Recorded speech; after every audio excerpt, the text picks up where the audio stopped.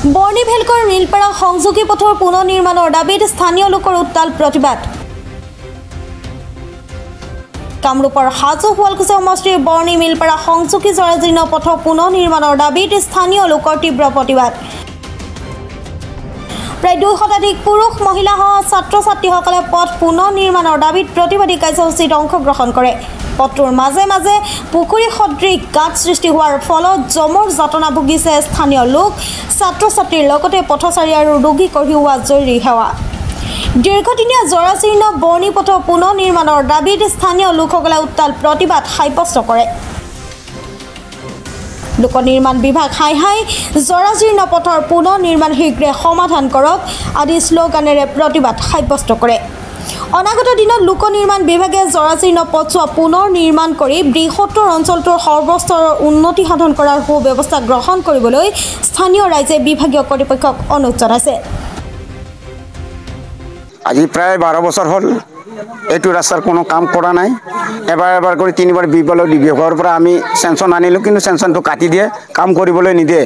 আজি চাওক কিমান দিন হ'ল, মানুহ কিমান অসুবিধাত পৰিছে। মতা মাইকী মানুহ, বয়সস্থ মানুহবিলাক নমাজ পঢ়িব যায়, কোনোবাই স্কুলত যায়, তাতো কেনেকুৱা অসুবিধাত পৰিছে, পৰি যায়। বৰষুণ দিছে, পানী জমা হৈ যায় আৰু গাঁটাগাঁটি হৈ গৈছে। কোনো ৰাস্তাৰ যাবলৈ মানে কোনো সুবিধা নাই, ছাইডত কোনো ছাইড বাম নাই, একো নাই। গতিকে কোনো ধৰণৰ যাবলৈ মানে হেৰিয়ে নাই, কোনো যাবৰ কাৰণে কোনো ৰাস্তাই নাই। গোটেই ৰাস্তা ভাঙি জৰ্জীৰ্ণ হৈ গৈছে। আজি প্ৰায় 10-12 বছৰ হ'ল। AGP দিনত নুৰুল হুছেইন দেৱে এই PWDটো বনাই দিছিল আৰু তেওঁ মানে পকীকৰণ কৰিছিল। তেতিয়াৰ পৰা কোনো চৰকাৰে এতিয়ালৈ কাম কৰা নাই। কৰিম বুলি ভোটবিলাক লৈ যায়, কিন্তু কাম নকৰে। আৰু আজি 10 বছৰ কাল মই ভোটৰ সভাপতি কৰিলোঁ BJP, ভাৰতীয় জনতা পাৰ্টি, মই এটা সক্ৰিয় সদস্য। কিন্তু আজিৰ তাৰিখলৈকে মই ৰাইজক একো আনি দিব নোৱাৰিলোঁ ৱাৰ্ডত। আৰু ৱাৰ্ডত সদায় মোক কয় যে ৰাস্তাটোৰ কাৰণে অলপ কাম কৰি দিব নোৱাৰিলে, আমি তোমালোকৰ হৈ আছোঁ, তোমাৰ হৈ আছোঁ। ঠিক তেনেদৰে মোৰ দুৰ্ভগীয়া কপাল, মানে ক'বলগীয়াত পৰিছোঁ মই, দুখৰ বিষয়। কিন্তু আজি ৰাস্তাটো এই অৱস্থা, কিমানখিনি অসুবিধা হৈছে। গাড়ী মটৰ যোৱাত অসুবিধা, গাড়ী মটৰ পৰি যায়, ল'ৰা ছোৱালী পিলপিলি গাড়ীও পৰি গৈছে, ল'ৰা ছোৱালী স্কুলক লৈ কেনে কিমান জৰ্জীৰ্ণ হৈ গৈছে। ৰাস্তাটো কোনো কাম নকৰে। এবাৰ 2বাৰ কৰি 3বাৰ ৰাস্তাটো চেংচন আনিলোঁ, কিন্তু কাটি দিয়ে, ৰাস্তাটো কৰি নিদিয়ে। গতিকে এইটোৱে দুৰৱস্থা ৰাইজৰ। আপোনালোকৰ ওচৰত যথাৰ্থে জনালোঁ যে এই ৰাস্তাটো যাতে আমাৰ ভাল কৰি দিয়ে ৰাইজৰ। কাটি দিয়াৰ ক্ষেত্ৰত আপোনালোকে কাৰ ওপৰত অভিযোগ উত্থাপন কৰে? আমি এতিয়া কাৰ ওপৰত প্ৰতিবাদ কৰিম? বিধায়কৰ ওপৰত কৰিম। যিহেতু সুমন হৰিপ্ৰিয়া আমাৰ বিধায়ক, তেওঁৰ ওপৰতে আমি মানে এই বস্তুটো আমি কৰি দিম। আৰু বিভাগীয় কৰ্তৃপক্ষক কি জনাব? বিভাগীয় কৰ্তৃপক্ষ এতিয়া এটা ৰাস্তাটো আমাৰ ক্লিয়াৰ কৰি দিব, ভাল কৰি দিব লাগে। ৰাস্তাত য'ত যিখিনি বেয়া হৈ আছে সেইখিনি ক্লিয়াৰ দিলে আমি নথৈ আনন্দিত হ'ম। আচ্ছা, বৰ্ণি আৰু আপোনালোকৰ যিটো ভেলঘৰ মিলপাৰা সংযোগী পথ পৰিলক্ষিত হৈছে, মানে এইটো জৰাজীৰ্ণ, কি ক'ব? আজি প্ৰায় 12 বছৰ হ'ল এইটো ৰাস্তাৰ কোনো কাম কৰা নাই। এবাৰ কৰি 3বাৰ বিভাগৰ পৰা আমি চেংচন আনিলোঁ, কিন্তু চেংচনটো কাটি দিয়ে, কাম কৰিবলৈ নিদিয়ে। আজি চাওক কিমান দিন হ'ল, মানুহ কিমান অসুবিধাত পৰিছে। মতা মাইকী মানুহ, বয়সস্থ মানুহবিলাক নমাজ পঢ়িব যায়, কোনোবাই স্কুলত যায়, তাতো কেনেকুৱা অসুবিধাত পৰিছে, পৰি যায়। বৰষুণ দিছে, পানী জমা হৈ যায় আৰু গাঁটাগাঁটি হৈ গৈছে। কোনো ৰাস্তাৰ যাবলৈ মানে কোনো সুবিধা নাই, ছাইডত কোনো ছাইড বাম নাই, একো নাই। গতিকে কোনো ধৰণৰ যাবলৈ মানে হেৰিয়ে নাই, কোনো যাবৰ কাৰণে কোনো ৰাস্তাই নাই। গোটেই ৰাস্তা ভাঙি জৰ্জীৰ্ণ হৈ গৈছে। আজি প্ৰায় 10-12 বছৰ হ'ল। AGP দিনত নুৰুল হুছেইন দেৱে এই PWDটো বনাই দিছিল আৰু তেওঁ মানে পকীকৰণ কৰিছিল। তেতিয়াৰ পৰা কোনো চৰকাৰে এতিয়ালৈ কাম কৰা নাই। কৰিম বুলি ভোটবিলাক লৈ যায়, কিন্তু কাম নকৰে। আৰু আজি 10 বছৰ কাল মই ভোটৰ সভাপতি কৰিলোঁ BJP, ভাৰতীয় জনতা পাৰ্টি, মই এটা সক্ৰিয় সদস্য। কিন্তু আজিৰ তাৰিখলৈকে মই ৰাইজক একো আনি দিব নোৱাৰিলোঁ ৱাৰ্ডত। আৰু ৱাৰ্ডত সদায় মোক কয় যে ৰাস্তাটোৰ কাৰণে অলপ কাম কৰি দিব নোৱাৰিলে, আমি তোমালোকৰ হৈ আছোঁ, তোমাৰ হৈ আছোঁ।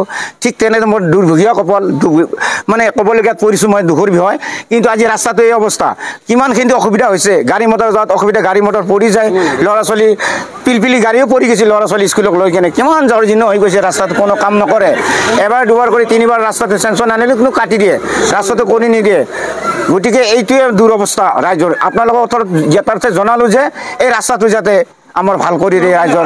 কাটি দিয়াৰ ক্ষেত্ৰত আপোনালোকে কাৰ ওপৰত অভিযোগ উত্থাপন কৰে? আমি এতিয়া কাৰ ওপৰত প্ৰতিবাদ কৰিম? বিধায়কৰ ওপৰত কৰিম।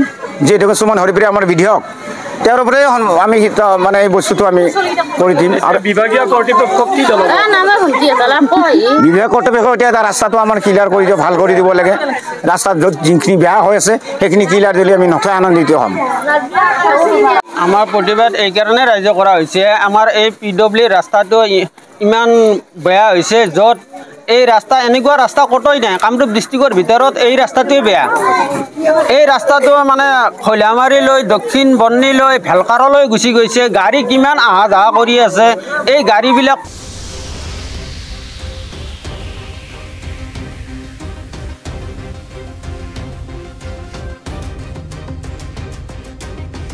হাজোৰ পৰা কমলাকান্ত দাসৰ ৰিপৰ্ট, প্ৰাতঃ টাইম ডিজিটেল।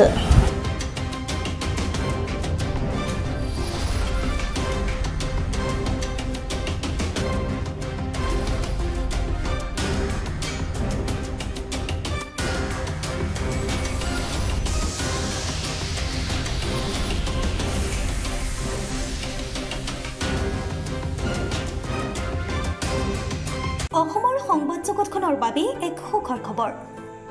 আপোচবিহীন ৰাইজৰ কণ্ঠ সাপ্তাহিক কবচ পুনৰ এবাৰ অসমৰ ৰাইজৰ মাজলৈ।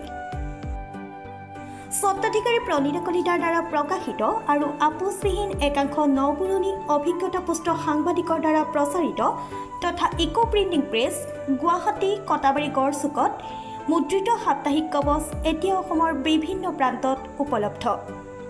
আমাৰ ঠিকনা মুখ্য কাৰ্যালয় অসম ফৰেষ্ট স্কুল, হৰি মন্দিৰ পথ, গুৱাহাটী আৰু উপ কাৰ্যালয় Kalita market, Bijoynagar, Kamrup, Assam. Mobile number হৈছে 9435114666 70024728113। আমাৰ ইমেইল ID হৈছে kobos2025@gmail.com।